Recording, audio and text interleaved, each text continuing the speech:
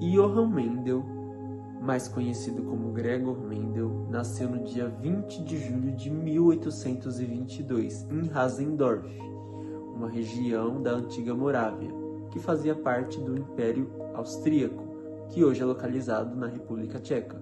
E isso levou Johann a não se limitar ao ambiente rural onde ele vivia e a sair dali e buscar alternativas através do estudo, o que contrariou seu pai, que gostaria que ele desse seguimento aos negócios da família, ainda que esses negócios não trouxessem estabilidade financeira para a família. Mas é só em 1851, na Universidade de Viena, que ele estuda física, matemática e história natural, o que foi crucial para o desenvolvimento das suas pesquisas. Bom dia, pessoal, eu sou Eduardo e eu vou explicar um pouquinho quais foram as principais contribuições de Mendel para os estudos que a gente tem hoje em dia. Mendel foi um cientista meio leira da cuca que antigamente ele fez um estudo utilizando as ervilhas, essa daí que você come na sopa, por exemplo. Nesse estudo, o Mendel procurava observar como determinada característica de uma ervilha prevalecia nas gerações seguintes. Esse estudo teve seu resultado publicado em 1865, enquanto a publicação aberta foi apenas em 1866.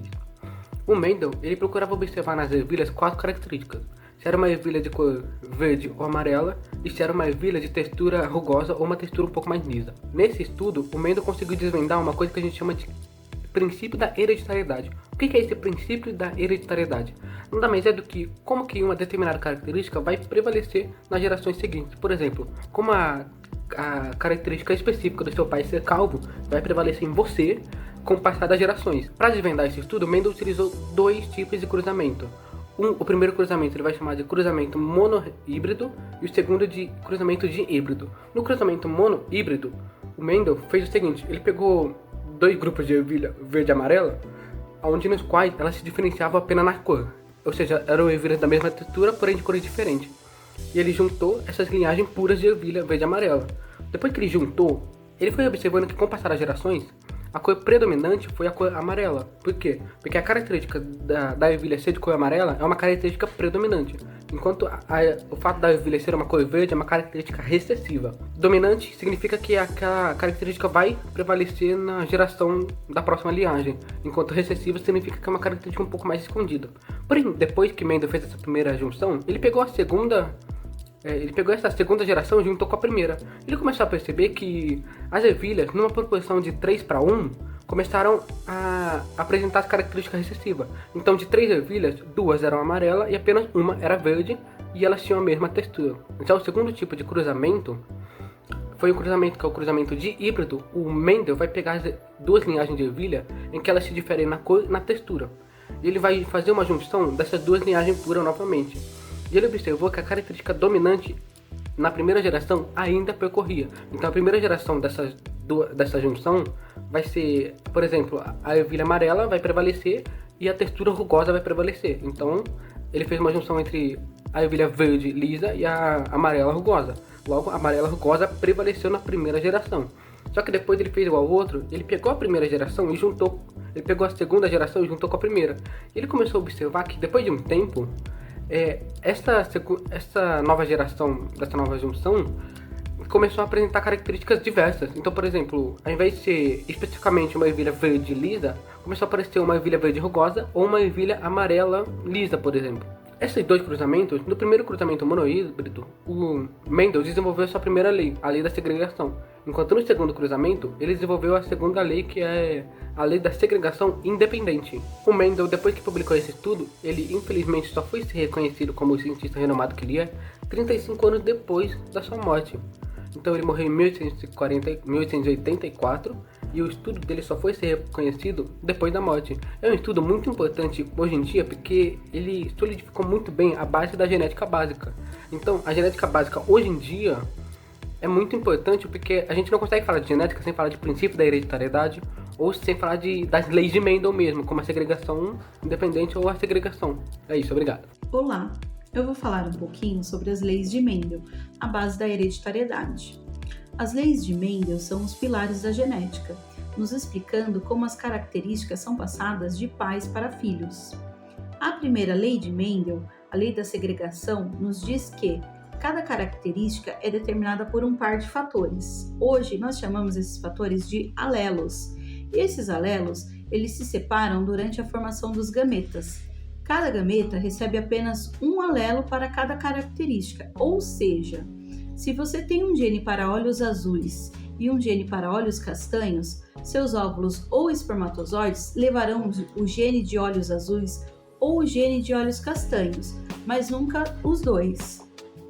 Já a segunda lei de Mendel, a lei da segregação independente, nos diz que a segregação de um par de alelos para uma característica ocorre de forma independente da segregação de outro par de alelos para uma característica diferente, ou seja, a herança da cor dos seus olhos não influencia na herança do seu tipo de cabelo, pois eles são transmitidos de forma independente.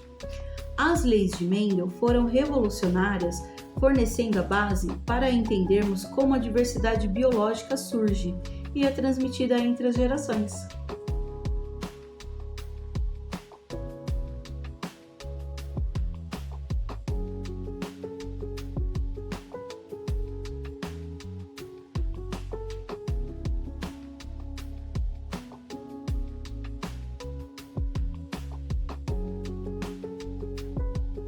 Eu sou Isabelle e vou falar um pouco sobre Gregor Mendel.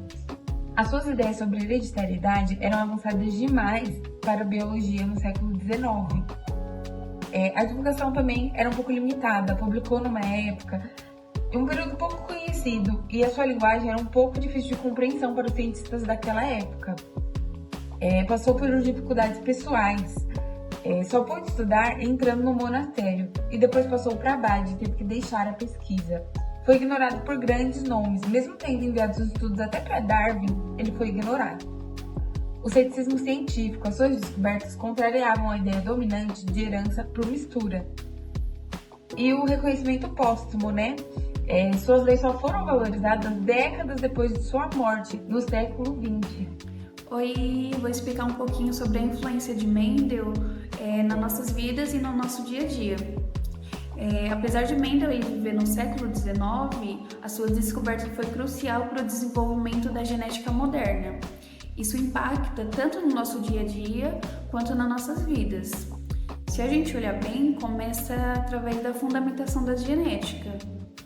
As suas descobertas criou hoje o princípio da hereditariedade.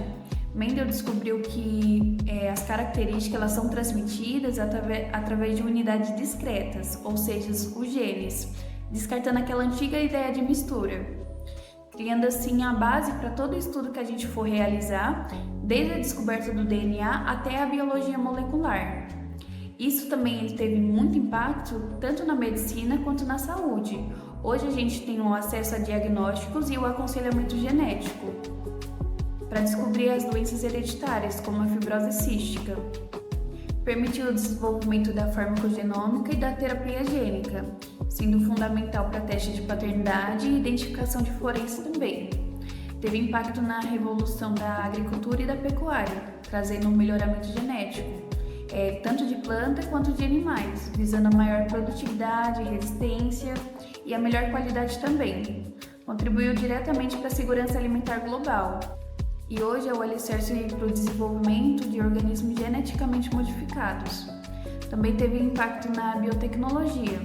Foi essencial para o desenvolvimento de diversas aplicações biotecnológicas, como a produção de medicamentos, como por exemplo a insulina também. Em resumo, o trabalho de Mendel deu essa linguagem para a gente entender a herança biológica, influenciando tanto na saúde quanto na alimentação, na tecnologia e mostrando essa compreensão maior da nossa vida e os impactos que tem no nosso dia a dia também.